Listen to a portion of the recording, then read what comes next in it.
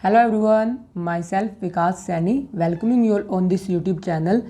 आज हमने अपना एक नया चैप्टर शुरू किया है, principles of management. First chapter हमने डिटेल में कवर कर लिया, हमने उसके सारे के सारे कंसेप्ट कवर कर लिए और फिर हमने केस स्टडीज़ भी कवर कर ली। जो आज का चैप्टर रहेगा हमारा, इसमें हम स्टडी करेंगे कि मैनेजमेंट में किस किस टाइप के प्रिंसिपल एग्जिस्ट करते हैं।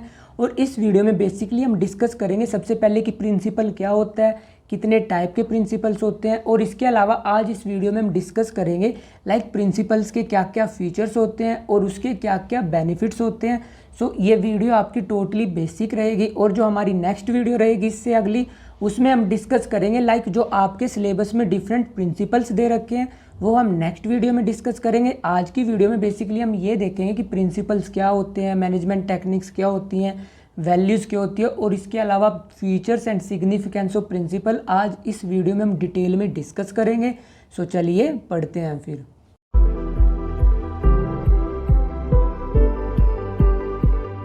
अब मैनेजमेंट के प्रिंसिपल स्टडी करने से पहले आपको ये पता होना चाहिए कि प्रिंसिपल हम एक्चुअली में बोलते किसे हैं।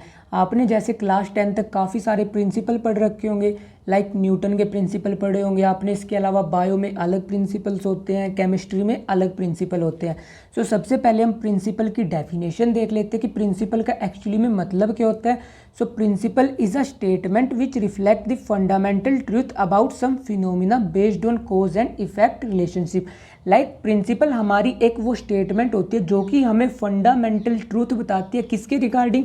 कोई पर्टिकुलर फिनोमिना हो सकता है, कोई पर्टिकुलर इंसिडेंट हो सकता है, कोई पर्टिकुलर इवेंट हो सकता है, और जो फंडामेंटल ट्रूथ बता रही है उस पर्टिकुलर इवेंट फिनोमिना से रिलेटेड वो किस बेस पे बताएगी, वो बताएगा वो उसके कोज एंड इफेक्ट रिलेशनशिप के बेस पे। आपने एक साइंस में प्रिंसिपल पढ़ा था कि अगर आप एयर में कुछ भी ड्रॉप करते हो वो आकर नीचे धरती पर गिरता है, किस वजह से, ग्रेविटी की वजह से। ये आपने न्यूटन के प्रिंसिपल्स में पढ़ा था। प्रिंसिपल क्या था, प्रिंसिपल एक स्टेटमेंट होती है जो कि क्या बता रही है, फंडामेंटल ट्रूथ। फंडामेंटल ट्रूथ क्या है, अगर आप हवा में कुछ भी ड्रॉप करोगे ऑब्वियस सी बात है वो नीचे आकर धरती पर गिरेगा। और उसे क्या बोल रहे हो आप, कोई पर्टिकुलर फिनोमिना। और ये फिनोमिना किस बेस पे बता रहे हो आप, ये बता रहे हो आप कोज एंड इफेक्ट रिलेशनशिप पे। कोज क्या है, आप कुछ ड्रॉप कर रहे हो, इफेक्ट क्या है, वो आकर धरती पर गिर रहा है। इसे बोलते हैं हम प्रिंसिपल। अब हमने प्रिंसिपल तो देख लिया, प्रिंसिपल क्या होता है। अब हम देख लेते हैं कि मैनेजमेंट में हम प्रिंसिपल्स किसे बोलते हैं, मैनेजमेंट प्रिंसिपल की क्या डेफिनेशन होती है। Management principle are the broad और general guidelines for decision making and behaviour of the manager. मतलब कि मैनेजमेंट प्रिंसिपल हमारे वो प्रिंसिपल होते हैं जो आपके मैनेजर होते हैं उनके लिए बहुत ही ज़्यादा ब्रॉड और जनरल गाइडलाइंस होती हैं जो कि उनको डिसीज़न लेने में हेल्प करती हैं। आपको पता है मैनेजर को डेली बहुत सारे डिसीज़न लेने पड़ते हैं। अब वो डिसीज़न कैसे लें ताकि वो बहुत अच्छे रिजल्ट अचीव कर सकें। इसमें मदद करते हैं हमारे मैनेजमेंट प्रिंसिपल, क्योंकि वो क्या करते हैं, वो एक मैनेजर को गाइड करते हैं कि आप ऐसे डिसीजन लोगे तो आपकी आउटकम अच्छी रहेगी। ये क्या गाइड करते हैं, ये गाइड करते हैं मैनेजमेंट के बिहेवियर को। जो मैनेजर्स होते हैं उनके बिहेवियर को गाइड करते हैं, उनके बिहेवियर को रेगुलेट करते हैं। किस लिए रेगुलेट करते हैं, ताकि वो अपने रिजल्ट अच्छे से अचीव कर सकें। मैनेजमेंट प्रिंसिपल्स क्या हैं, मैनेजमेंट प्रिंसिपल सिंपली आपकी ब्रॉड और जनरल गाइडलाइंस है जो कि किसी भी मैनेजर को डायरेक्ट करती हैं। अब चाहे वो मैनेजर आपका टॉप लेवल पे काम कर रहे हो, चाहे मिडिल लेवल पे और चाहे सबसे लोअर लेवल पे हो। ये उनके लिए क्या होते हैं, उनके लिए बेसिकली एक तरीके की गाइडलाइंस होती हैं। मैनेजमेंट प्रिंसिपल्स क्या हैं, management principle are the guidelines for the managers. अब हमने ये तो देख लिया कि मैनेजमेंट प्रिंसिपल्स क्या होते हैं। अब हम देख लेते हैं कि जो हमारे मैनेजमेंट प्रिंसिपल्स होते हैं और जो प्योर साइंस के प्रिंसिपल होते हैं उनमें बेसिकली क्या डिफरेंस होता है। मैनेजमेंट प्रिंसिपल्स हमने क्या देखा, मैनेजमेंट प्रिंसिपल्स आपकी होती हैं जनरल गाइडलाइंस। ये क्या करते हैं, ये मैनेजर को गाइड करते हैं कि आप कैसे डिसीजन लोगे, किस सिचुएशन में आप कैसे रिएक्ट करोगे। और जो प्योर साइंस के प्रिंसिपल होते हैं ये क्या होते हैं, ये एक्चुअली डिराइव किए जाते हैं। जो डिफरेंट एक्सपेरिमेंटेशन, ऑब्जर्वेशन वगैरह होती हैं वो आपके प्योर साइंस के प्रिंसिपल होते हैं। मैनेजमेंट प्रिंसिपल किससे रिलेटेड होते हैं, ये रिलेटेड होते हैं आपके ह्यूमन नेचर से। अब क्योंकि ह्यूमन का नेचर क्या होता है, फ्लेक्सिबल होता है। आज जैसे ह्यूमन की थिंकिंग है अगले दिन ही वो चेंज हो जाती है। ह्यूमन नेचर क्या होता है, ह्यूमन नेचर होता है आपका फ्लेक्सिबल। इस वजह से आपके मैनेजरियल प्रिंसिपल क्या रहेंगे, फ्लेक्सिबल रहेंगे। बट जो प्योर साइंस के प्रिंसिपल होते हैं वो हमेशा क्या रहते हैं, वो हमेशा रहते हैं रिजिड। रिजिड का मतलब जैसे कि साइंस के एक प्रिंसिपल है, अगर आप कुछ भी ड्रॉप करते हो धरती पर गिरेगा। सो चाहे वो आप यहाँ पर इंडिया में ड्रॉप करके देखो, चाहे वो आप जाकर अमेरिका में ड्रॉप करके देखो, सो वो प्रिंसिपल रिजिड रहेगा। सो वो होते हैं हमारे प्योर साइंस के प्रिंसिपल। मैनेजरियल प्रिंसिपल लगाने के लिए मैनेजर को अपनी क्या यूज़ करनी पड़ती है, मैनेजर को यूज़ करनी पड़ती है अपनी क्रिएटिविटी। बट प्योर साइंस के प्रिंसिपल अप्लाई करने के लिए रियल लाइफ में किसी भी टाइप की क्रिएटिविटी की रिक्वायरमेंट नहीं होती, क्योंकि ये किस टाइप के प्रिंसिपल होते हैं, ये टोटली डिफाइंड होते हैं। मतलब कि जो आपके साइंटिस्ट ने ऑब्जर्वेशन वगैरह करके प्रोपाउंड कर दिया, आपको वो एज इट इज़ फॉलो करना पड़ता है। बट मैनेजरियल प्रिंसिपल आपको थोड़े बहुत मोल्ड करने पड़ते हैं अपनी सिचुएशन के अकॉर्डिंग।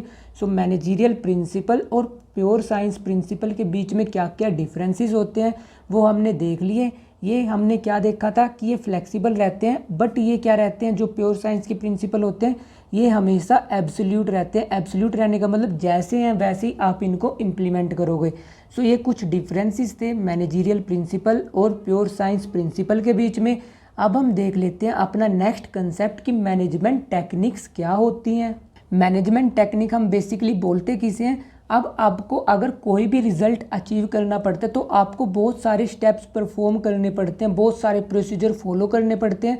सो उन्हीं सारे के सारे प्रोसीजर और उन सारे पर्टिकुलर स्टेप्स को हम क्या बोलते हैं, उन पर्टिकुलर स्टेप्स को बोलते हैं मैनेजमेंट टेक्निक्स। सो यहाँ पर लिखा हुआ है प्रोसीजर और methods which involve a series of steps to be taken to accomplish a desired goal.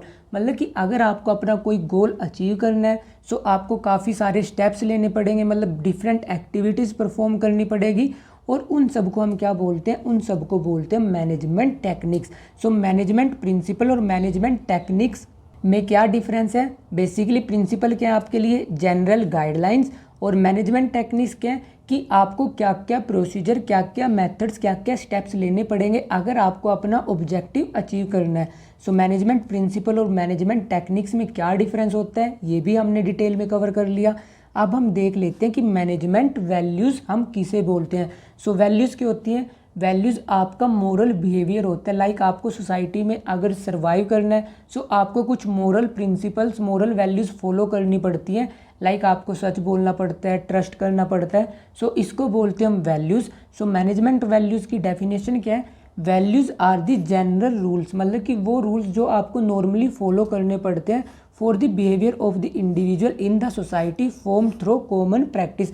मतलब वो सारे के सारे रूल्स और रेगुलेशन जो कि सोसाइटी ने बना रखे हैं, जो कि आपको सोसाइटी में फॉलो करने पड़ते हैं, और उन्होंने उसे प्रिपेयर कैसे किया, कॉमन प्रैक्टिस से। लाइक आप देखते हो अगर आप अपनी नॉर्मल लाइफ में क्या आपकी वैल्यूज़ हैं, लाइक आप हमेशा होनेस्ट रहो, आप किसी पे दूसरे पे ट्रस्ट करो, आप कभी भी थेफ्ट वगैरह नहीं करो। सो ये रहती हैं आपकी सारी की सारी वैल्यूज़। सो वैल्यूज़ में हम क्या क्या बोल सकते हैं, लाइक ट्रस्ट, हम बोल सकते हैं honesty is the best policy, जो आपकी वैल्यू होती है। इसके अलावा लॉयल्टी वगैरह ये सब क्या रहती हैं, ये सब रहती हैं आपकी management values. So management values, management principle और मैनेजमेंट टेक्निक्स में क्या क्या डिफरेंसेस हैं ये सब हमने डिटेल में कवर कर लिया। सो अब हम देख लेते हैं कि जो मैनेजरियल प्रिंसिपल्स हैं उनके क्या क्या फीचर्स हैं, क्या क्या उनके एट्रीब्यूट्स हैं। So the first nature is universal applicability. Universal applicability से क्या मतलब है कि जो मैनेजरियल प्रिंसिपल है वो सारे के सारे ऑर्गेनाइजेशन फॉलो करते हैं। सारे ऑर्गेनाइजेशन का मतलब कि उनका साइज, चाहे वो उनका साइज़ बहुत ज़्यादा बड़ा हो, चाहे उनका साइज़ बहुत ज़्यादा स्मॉल हो, वो सारे ऑर्गेनाइजेशन आपके मैनेजरियल प्रिंसिपल फॉलो करते हैं। चाहे वो पब्लिक सेक्टर में हो, चाहे वो प्राइवेट सेक्टर में हो, चाहे वो मैन्युफैक्चरिंग का काम कर रहे हो, चाहे वो सर्विस सेक्टर में अपनी सर्विसेज दे रहे हो। सो मैनेजरियल प्रिंसिपल हर टाइप का ऑर्गेनाइजेशन फॉलो करते हैं। इसका आप सिंपल सा एग्जांपल ले सकते हो, डिवीज़न ऑफ वर्क एक मैनेजरियल प्रिंसिपल है। सो ये प्रिंसिपल हमें क्या बोलता है कि सारा का सारा काम हमें अपना डिवाइड करना चाहिए और एक पर्टिकुलर फ्रैक्शन ही हमें किसी एम्प्लॉय को देना चाहिए उसकी कैपेबिलिटी के अकॉर्डिंग। सो ये प्रिंसिपल सारे ऑर्गेनाइजेशन में फॉलो होता है। चाहे आप देखो रिलायंस वगैरह, वो भी सारा काम एक ही इंडिविजुअल से नहीं कराते, वो भी सारे काम को छोटे छोटे पार्ट्स में डिवाइड करते हैं और फिर वो डिफरेंट एम्प्लॉयज़ को वो काम दे देते हैं। और अगर आप वही किसी गवर्नमेंट ऑर्गेनाइजेशन में देखो, अगर आप किसी बैंक वगैरह में जाते हो तो आप जैसे ही SBI वगैरह में गए हो आप देखते हो कि वहाँ पर एक क्लर्क होता है। क्लर्क के अलावा 2-3 वहाँ पर कैशियर्स होते हैं और एक मैनेजर होता है। सो सारा का सारा बैंक का काम कोई अकेला इंडिविजुअल नहीं कर रहा होता, डिफरेंट वहाँ पर एम्प्लॉयज़ होते हैं। सो जो मैनेजमेंट के प्रिंसिपल होते हैं उनकी क्या होती है, उनकी यूनिवर्सल एप्लीकेबिलिटी होती है। लाइक उसे हर टाइप का ऑर्गेनाइजेशन फॉलो करता है, चाहे वो आपका प्राइवेट हो, चाहे वो आपका पब्लिक सेक्टर हो, चाहे वो मिक्स्ड सेक्टर हो, चाहे वो मैन्युफैक्चरिंग का काम कर रहे हो, चाहे वो प्रोडक्शन का काम कर रहे हो। सो फर्स्ट नेचर क्या है, universal applicability. And the second feature is general guidelines, कि जो मैनेजरियल प्रिंसिपल होते हैं वो सिंपली आपको गाइड करते हैं। लाइक वो मैनेजर को ये बताएंगे कि आपको इस सिचुएशन में कैसे रिएक्ट करना है, मतलब आपकी ऑर्गेनाइजेशन के लिए क्या बेनिफिशियल रहेगा। बट वो कभी भी आपको स्ट्रेट जैकेट या रेडीमेड सॉल्यूशन नहीं प्रोवाइड करते। रेडीमेड सॉल्यूशन का मतलब कि अगर इस टाइप की प्रॉब्लम आई तो आप ऐसे सोल्व कर लो, ये पर्टिकुलर प्रॉब्लम आई तब आप ये सॉल्यूशन इंप्लीमेंट कर लो, ऐसा मैनेजरियल प्रिंसिपल नहीं अवेलेबल कराते। वो सिंपली आपको क्या गाइड करते हैं, वो सिंपली आपको ये बता देते हैं कि अगर सपोज करो ऐसी पर्टिकुलर सिचुएशन आपके ऑर्गेनाइजेशन में रहती है तब आपको अपना डिसीजन कैसे लेना है। सो वो सिंपली आपको एक हिंट और आपको एक क्लू प्रोवाइड कर देते हैं। सो यहाँ पर भी यही लिखा हुआ है, only guidelines to the action but does not provide readymade solution to any problem. Like वो सिंपली आपको गाइडलाइंस देंगे कि आपको ऐसे रिएक्ट करना चाहिए, बट वो कभी भी रेडीमेड या फिट बेट सॉल्यूशन नहीं देते।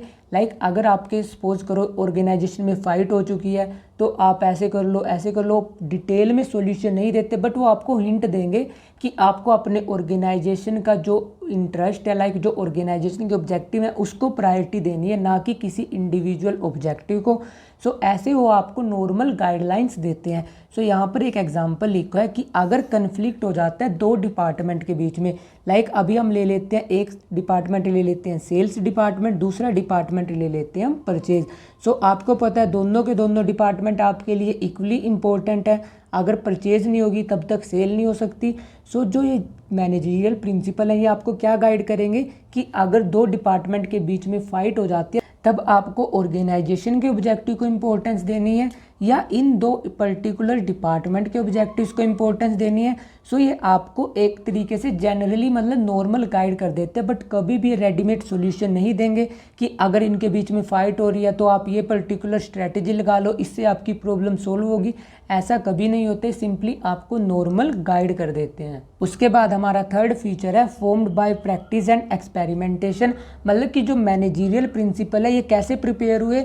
इसको प्रिपेयर करने से पहले जो आपके मैनेजमेंट एक्सपर्ट्स थे उन्होंने क्या किया, उन्होंने बहुत ही ज़्यादा डीप और डिटेल क्या किया था, उन्होंने रिसर्च वर्क किया था। उन्होंने रिसर्च वर्क कैसे किया, सबसे पहले उनके सामने कोई प्रॉब्लम आई, सबसे पहले कोई प्रॉब्लम आई होगी पुराने टाइम में, फिर उन्होंने उस प्रॉब्लम को बहुत ही ज़्यादा डिटेल में एनालाइज किया और डिटेल में एनालाइज करने के बाद उन्होंने क्या बनाए, उन्होंने डिफरेंट प्रिंसिपल्स प्रोपाउंड किए। लाइक आप हेनरी फ्योल के प्रिंसिपल देखोगे, सो वो क्या करता था, वो किसी फैक्ट्री वगैरह में लगा हुआ था, उसने वहाँ पर देखा कि जो प्रोडक्ट है वो बहुत ही बेकार क्वालिटी का प्रोड्यूस हो रहा है और बहुत ही अनयूजफुल एक्टिविटीज़ वहाँ पर वर्कर कर रहे हैं। सो उसको रिमूव करने के लिए उसने डिफरेंट प्रिंसिपल्स प्रोपाउंड किए और जो प्रिंसिपल्स थे एक ही रात में नहीं प्रोपाउंड हुए, इसके लिए एक सिस्टमेटिक पीरियड लगा था जिसमें उसने बहुत ही ज़्यादा डिटेल में रिसर्च वर्क प्रोपाउंड किया था। सो मैनेजरियल प्रिंसिपल क्या है, ये फॉर्म किए गए बहुत ही ज़्यादा प्रैक्टिस और एक्सपेरिमेंटेशन के लिए। आप ये नहीं बोल सकते कि एक ही दिन में सारे के सारे मतलब थ्योरी में उसने बुक्स ऐसी प्रिंट कर दी। उसको प्रिंट करने के लिए उसने पहले बहुत सारे एक्सपेरिमेंट किए, बहुत सारी रिसर्च वर्क की और फिर कहीं जाकर आपके मैनेजरियल प्रिंसिपल प्रोपाउंड हुए हैं। And our next feature is flexibility. Flexibility से क्या मतलब है कि जो मैनेजरियल प्रिंसिपल डिफरेंट एक्सपर्ट्स ने प्रोपाउंड किए हैं वो फ्लेक्सिबल हैं। फ्लेक्सिबल का मतलब कि वो आप उनको मोल्ड कर सकते हो अकॉर्डिंग टू सिचुएशन, क्योंकि जो मैनेजरियल प्रिंसिपल है वो रिजिड नहीं है। रिजिड का मतलब कि जैसे उन्होंने लिख दिया कि आपको एज इट इज़ इम्प्लीमेंट करने हैं, क्योंकि जो मैनेजरियल प्रिंसिपल है वो किससे रिलेटेड है, वो आपके रिलेटेड है ह्यूमन बिहेवियर से रिलेटेड। अब आपको पता है ह्यूमन बिहेवियर कभी भी सेम नहीं रहता, वो कॉन्स्टेंटली चेंज होता रहता है। सो इस वजह से जो मैनेजरियल प्रिंसिपल है वो आपको मॉडिफाई करने पड़ते हैं अकॉर्डिंग टू सिचुएशन। अब आपको पता है आपकी सिचुएशन कभी भी ऑर्गेनाइजेशन में सेम नहीं रहेगी।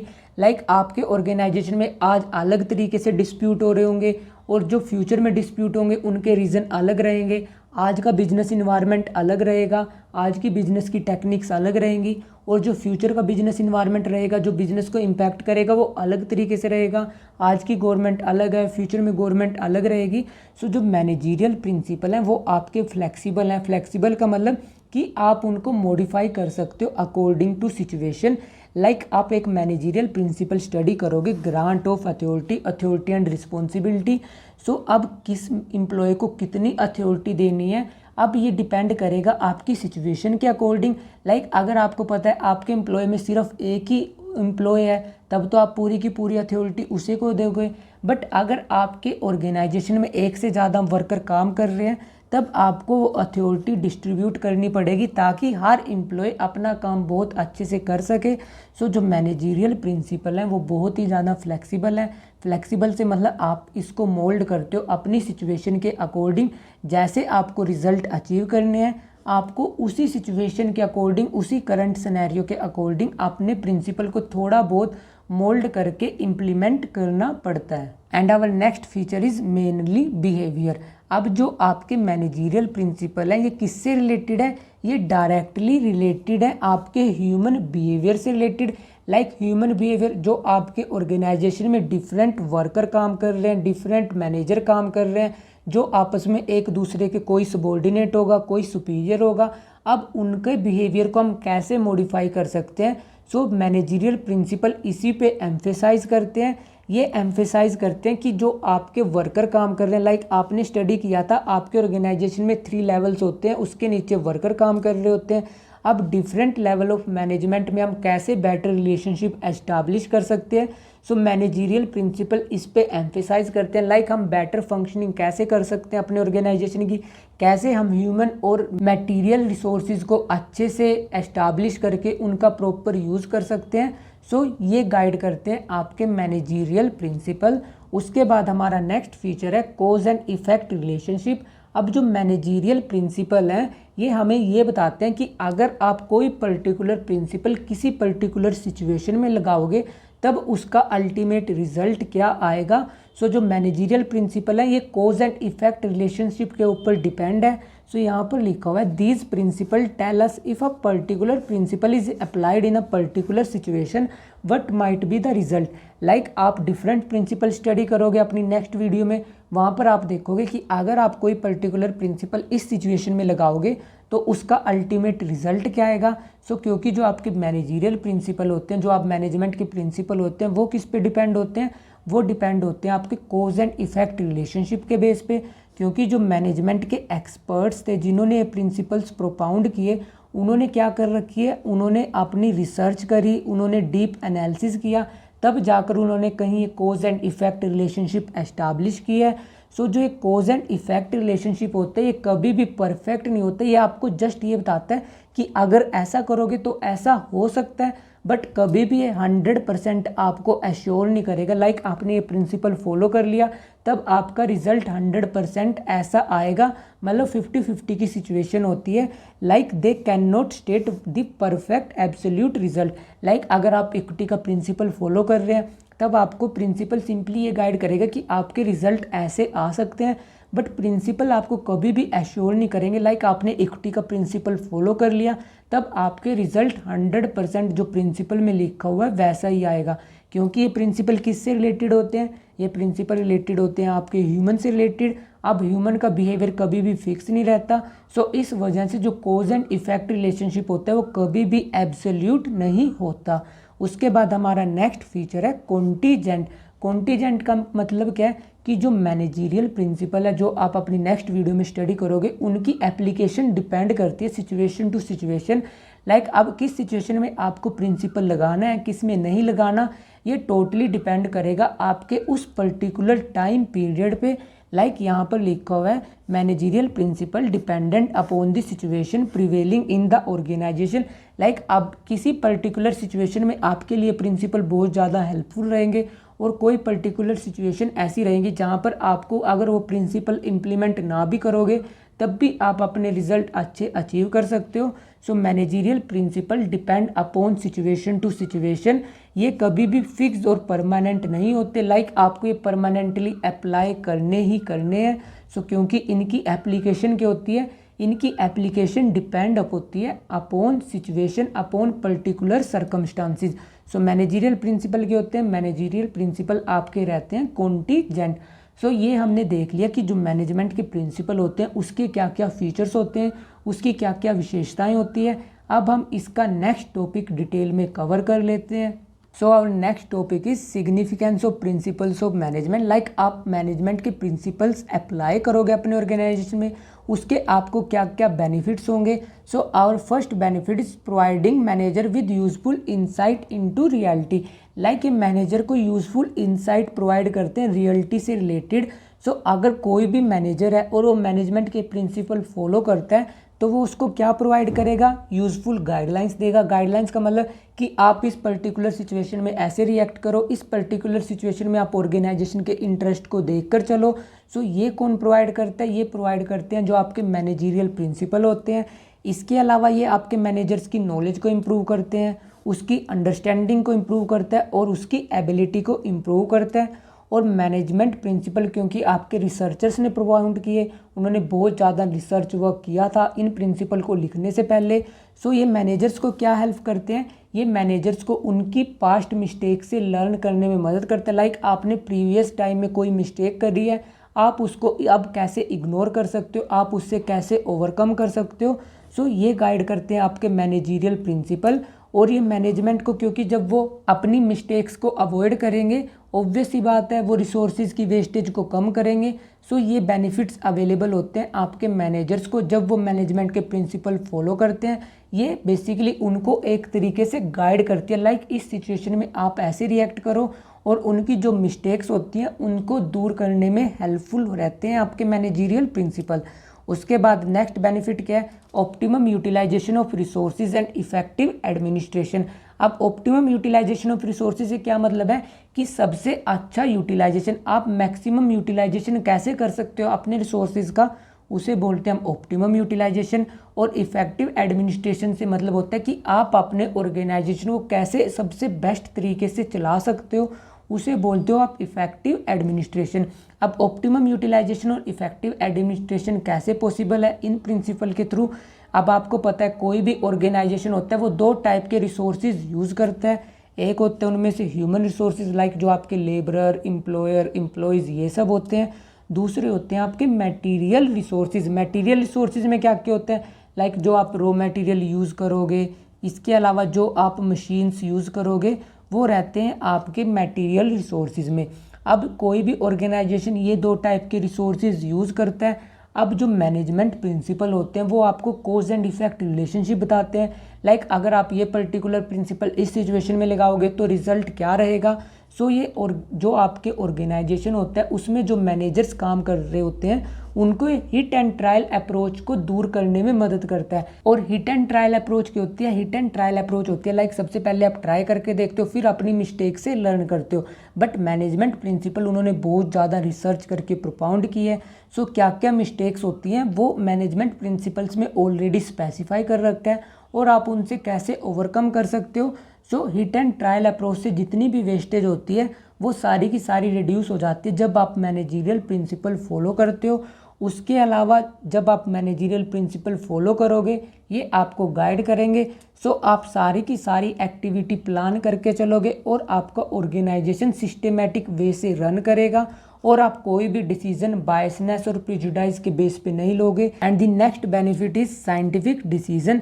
साइंटिफिक डिसीजन से मतलब क्या है, अब आपको पता है कोई भी ऑर्गेनाइजेशन है उसमें जो मैनेजर हैं उनको बहुत सारे डिसीजन लेने पड़ते हैं। लाइक मुझे मशीनरी खरीदनी है, मुझे बाहर से प्रोडक्शन करवानी है, यहीं पर अपने ऑर्गेनाइजेशन में प्रोडक्शन कराऊँ, रॉ मटेरियल कहाँ से खरीदूँ। सो बहुत सारे डिसीजन लेने हैं। अब सारे के सारे डिसीजन अगर वो प्रिंसिपल फॉलो कर रहा है तब तो उसके सारे डिसीजन फैक्ट पे बेस्ड होंगे, टाइमली वो डिसीजन ले पाएगा अपने, और उसके डिसीजन सारे के सारे रियलिस्टिक रहेंगे। और क्योंकि जब मैनेजमेंट प्रिंसिपल आप फॉलो करते हो तो आपके सारे के सारे डिसीजन लॉजिक पे डिपेंड होते हैं, ना कि ब्लाइंड फेथ के ऊपर। ब्लाइंड फेथ का मतलब होता है अंधविश्वास। सो साइंटिफिक डिसीजन आपके तभी पॉसिबल हैं जब आप मैनेजरियल प्रिंसिपल फॉलो करोगे।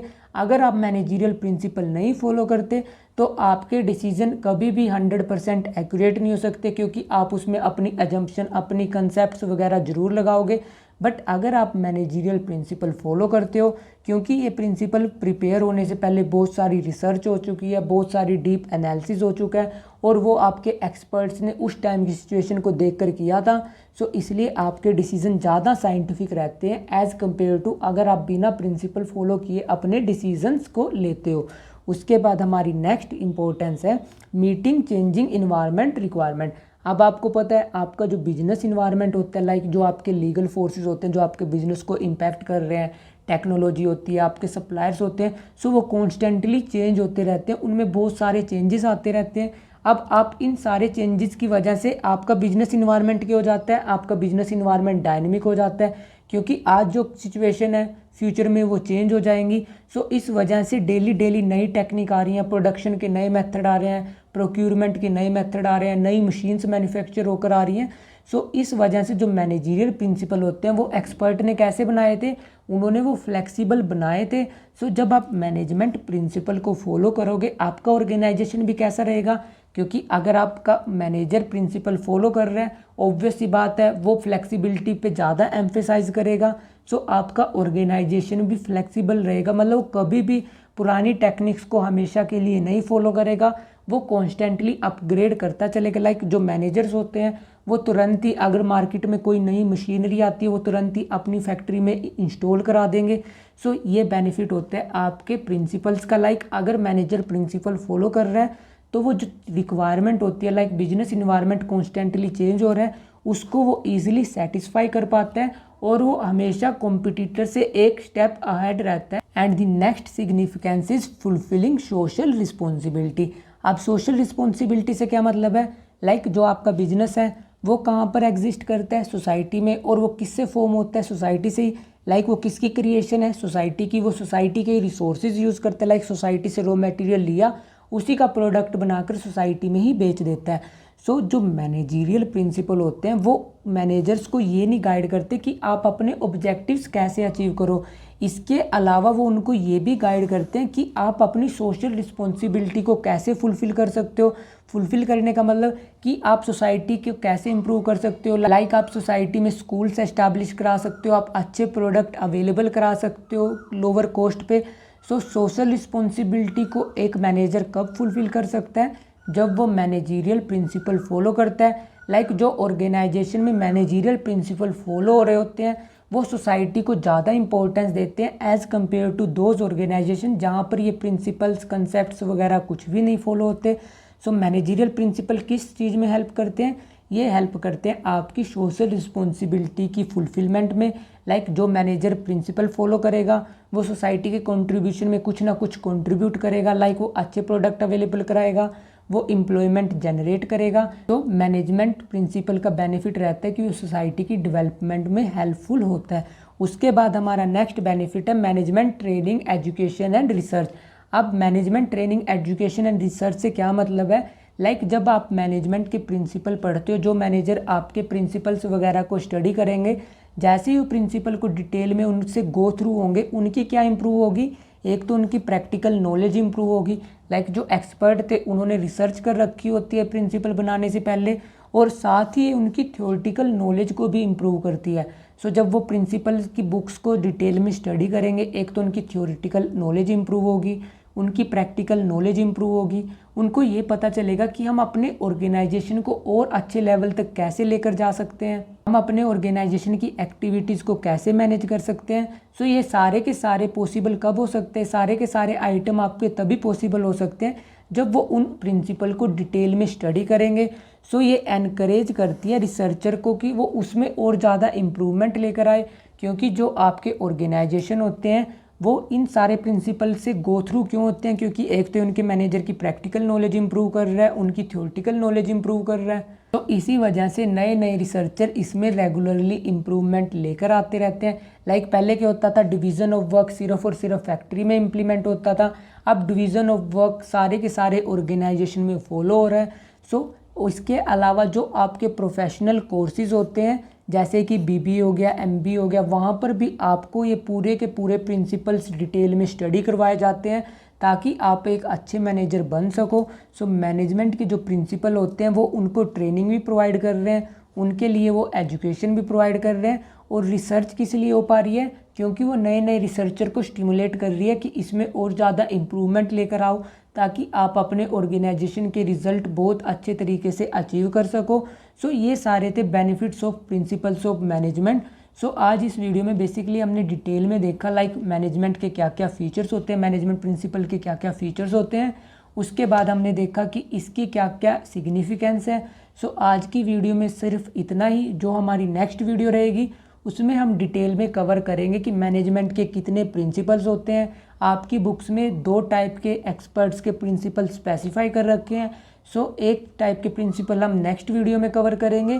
So that's all for today. Keep learning and smiling. If you have any doubt you can ask me in the comment section, and don't forget to share and subscribe to this channel for more amazing videos. Thank you. Bye bye.